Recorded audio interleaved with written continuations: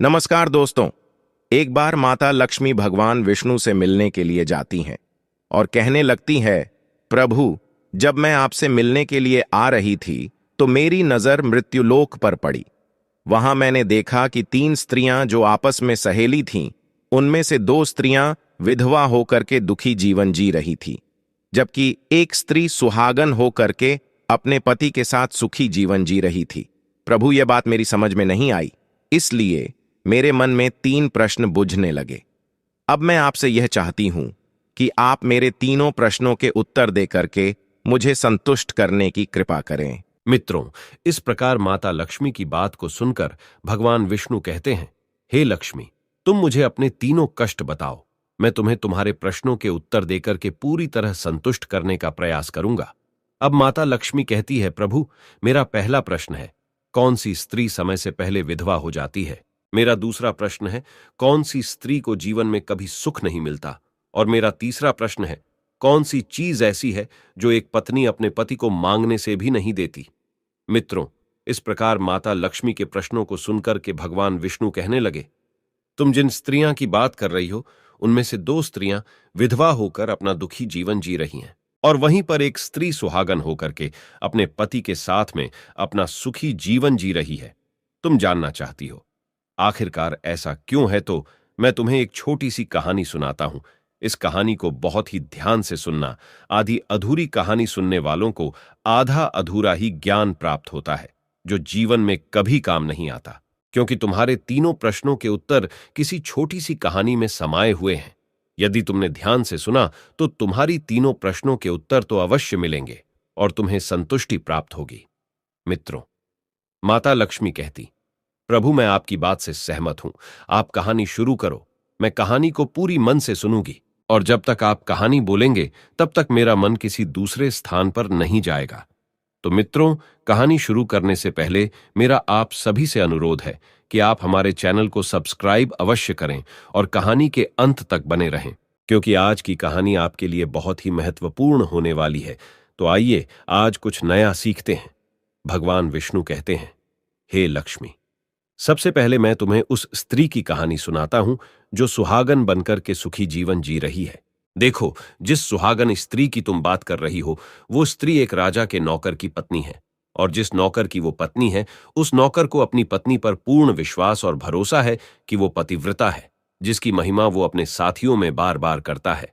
अब देखो, एक दिन की बात है, उस राजा के नौकर ने अपनी पत्नी की प्रशंसा इतनी की कि बात धीरे धीरे फैलते हुए राजा के दरबार तक पहुंच गई। फिर तो राजा ने अपने नौकर को बुलाया और उस नौकर से कहा कि तुम हर किसी से कहते हो कि तुम्हारी पत्नी पतिव्रता है। क्या वास्तव में आपकी पत्नी पतिव्रता है? क्या आपको पूर्ण विश्वास है?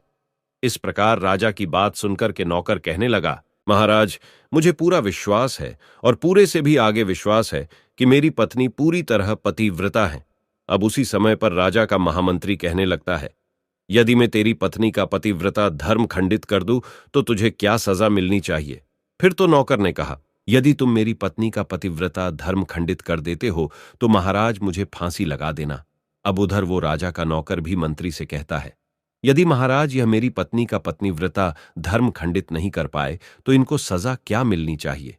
तो राजा ने कहा कि मंत्री को भी फांसी की सजा दी जाएगी।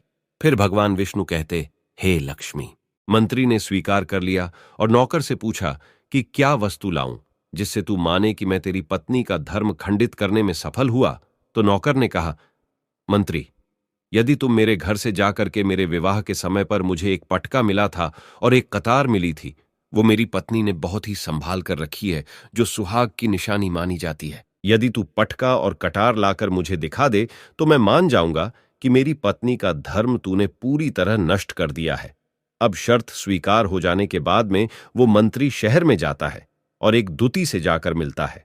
वो दुती हमेशा एक दूसरे से भिड़ने का काम करती थी, और जो काम कोई नहीं करता था वह काम करने में वो सक्षम थी।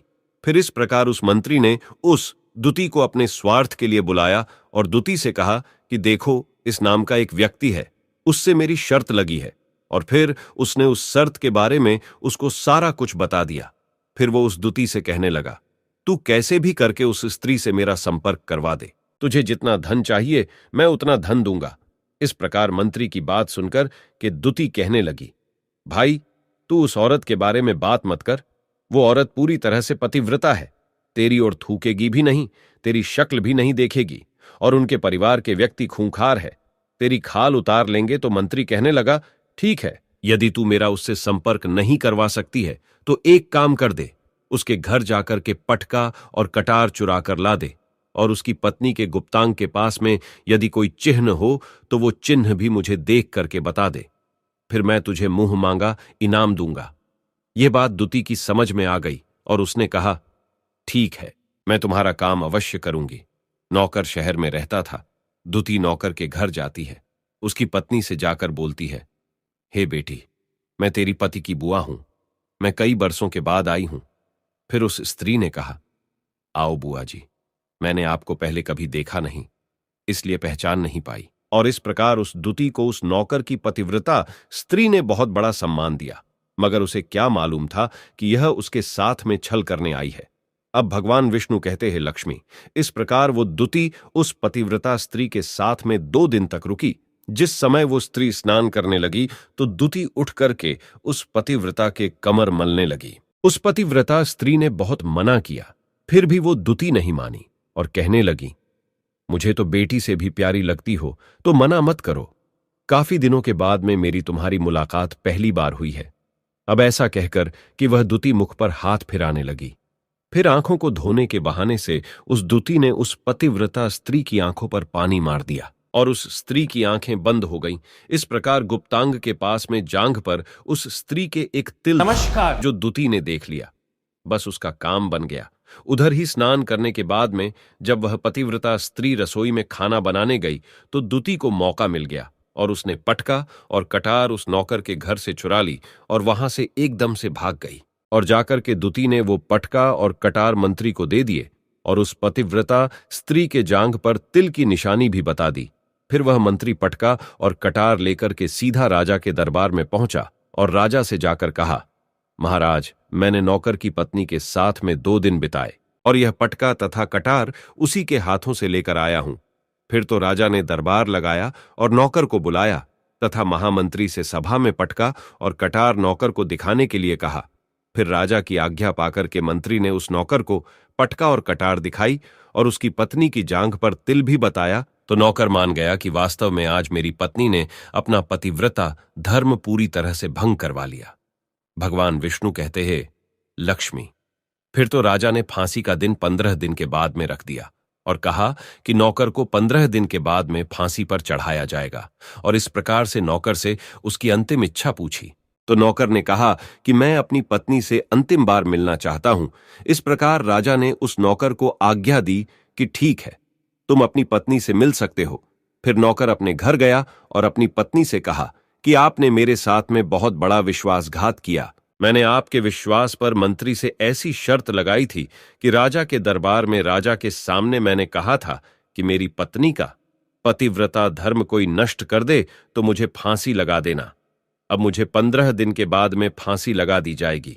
मेरे साथ विश्वासघात करके तुमने ठीक नहीं किया। उस पतिव्रता स्त्री ने अपने पति को सारी बात बताई, मगर उसे विश्वास नहीं हुआ और वह राजा के दरबार में पहुंच गया। फिर नौकर राजा के दरबार में पहुंचा तो फिर उसे कैद में डलवा दिया गया। अब उधर नौकर की पतिव्रता धर्मपत्नी ने परमात्मा को याद किया और अपना भेष बदल करके राजा के दरबार में गई और राजा से नाच दिखाने की आज्ञा मांगने लगी, क्योंकि वो स्त्री बहुत ही सुंदर थी और उधर राजा शौकीन होते हैं। इसलिए राजा ने आज्ञा दे दी कि सभी मंत्री संतरी आदि उपस्थित होकर के इस सुंदरी का नाच करवाने की पूरी व्यवस्था करें। भगवान विष्णु कहते हैं, लक्ष्मी, फिर तो सब मंत्री महामंत्री राजा आदि दरबार में उपस्थित हुए और फिर उस नौकर की धर्मपत्नी ने जब नाचना शुरू किया तो राजा को उस स्त्री का नाच बहुत ही सुंदर लगा। और फिर राजा ने कहा, तुम मुझसे क्या मांगना चाहती हो? तुम जो भी मांगोगी मैं तुम्हें वही दूंगा। फिर उस नौकर की पतिव्रता स्त्री ने कहा, महाराज, आपकी सभा में मेरा चोर है जिसने मेरे रुपए लिए थे मगर आज तक वापस नहीं दिए, उसे फांसी की सजा दे दीजिए। अब राजा ने कहा, ठीक है, बताओ मेरे दरबार में तुम्हारा चोर कौन है, उसका नाम क्या है? मैं उसको फांसी की सजा अवश्य दूंगा। भगवान विष्णु कहते। फिर उस नौकर की पतिव्रता स्त्री ने कहा, महाराजा, आपका मंत्री मेरा चोर है, आप इनको फांसी की सजा अवश्य दे। अब उधर जैसे ही मंत्री ने सुना कि ये सुंदरी मुझे अपना चोर बता रही हैं, तो मंत्री कहने लगा, महाराज मैं कसम खाकर कहता हूं कि मैंने इसका कभी कुछ नहीं चुराया है। मैंने इसे आज तक कभी देखा ही नहीं है, तो मैं चोरी कैसे कर सकता हूं? मैंने आज तक इसकी शक्ल ही नहीं देखी है। अब भगवान विष्णु कहते हैं, लक्ष्मी, जैसे ही मंत्री ने कहा कि मैंने इस सुंदरी की आज तक शक्ल ही नहीं देखी है, तो वो सुंदरी कहने लगी, महाराज ये मंत्री मुझे जानता नहीं है, तो आप इससे ये पूछो कि ये पटका और कटार कहां से लाया था।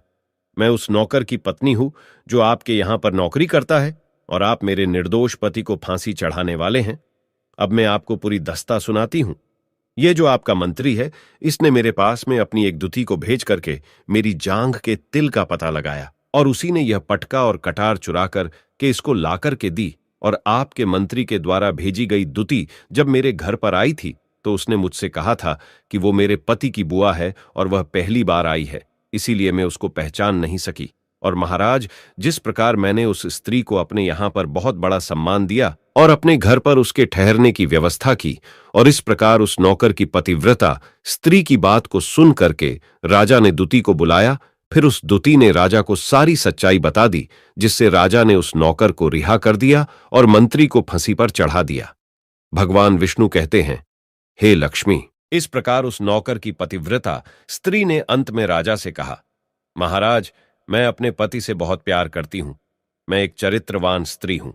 कभी भी मैं अपने पति का नाम तक अपने मुंह से नहीं लेती। भगवान विष्णु कहते हैं, लक्ष्मी, मेरी कहानी पूरी होती है। अब तुम अपने तीनों प्रश्नों के उत्तर सुनो। तुम्हारा पहला प्रश्न था, कौन सी स्त्री समय से पहले विधवा हो जाती है? तो जो स्त्रियां अपने पति का नाम लेती हैं, वो समय से पहले विधवा हो जाती हैं, क्योंकि पति का नाम लेने से पति की उम्र कम हो जाती है और समय से पहले ही उनके पति की मृत्यु हो जाती है। ऐसे स्त्रियां जो पति का नाम लेती है, समय से पहले ही विधवा होकर के एक दुखी जीवन जीती है। बस यही राज की बात है कि तुम जिन 3 सहेलियों की बातें कर रही थी, उनमें से 2 विधवा थी और एक ये नौकर की पत्नी थी जो पतिव्रता स्त्री थी। ये पतिव्रता स्त्री कभी भी अपने पति का नाम मुंह से नहीं लेती थीं, और उधर वो 2 स्त्रियां जो विधवा होकर जीवन दुखी होकर जी रही है, वो हमेशा अपने पति का नाम लेकर ही बुलाती थी, जिसकी वजह से उनके पति की उम्र कम हुई और फिर वो दोनों स्त्रियां समय से पहले ही विधवा हो गईं और आज वो दुखी जीवन जी रही हैं। इसलिए कभी भी स्त्रियों को अपने पति का नाम अपने मुंह से नहीं लेना चाहिए। अब तुम्हारा दूसरा प्रश्न था, कौन सी स्त्री को जीवन में कभी सुख नहीं मिलता है? तो समझ लो, जो स्त्रियां अपने पति के बिना अनुमति के किसी तीर्थ स्थान या उत्सव में जाती हैं, उनके जीवन में कभी सुख नहीं आता। ऐसी स्त्रियां जीवन पर दुखी रहती हैं और उन्हें पति का कभी प्रेम नहीं मिलता।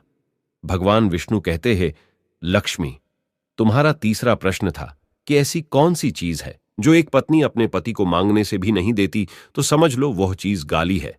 एक चरित्रवान स्त्री कभी अपने पति को गाली नहीं दे सकती, और जो स्त्री गाली देती है वो स्त्री कभी चरित्रवान नहीं होती, और ऐसी स्त्री जीवन भर रोती है, उसके जीवन में कभी सुखी नहीं आती, और समय से पहले ही ऐसे स्त्री विधवा हो जाती है। मित्रों, इस प्रकार कहानी सुनने के बाद में माता लक्ष्मी पूरी तरह से अपने तीनों प्रश्नों से संतुष्ट होकर कहती हैं, प्रभु, वास्तव में जो स्त्री चरित्रवान होती है वो कभी दुखी जीवन नहीं जीती है, क्योंकि ऐसे घर में लक्ष्मी का सदा वास होता है और वह घर धन धान्य से हमेशा भरपूर बना रहता है। ऐसी स्त्रियां हमेशा घर को स्वर्ग बना देती हैं।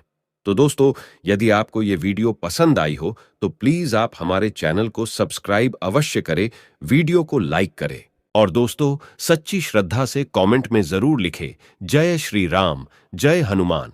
साथ ही देवों के देव हर हर महादेव सदैव आप पर अपनी कृपा बनाए रखे। प्रिय मित्रों, वीडियो को अंत तक देखने के लिए धन्यवाद। जय श्री राम।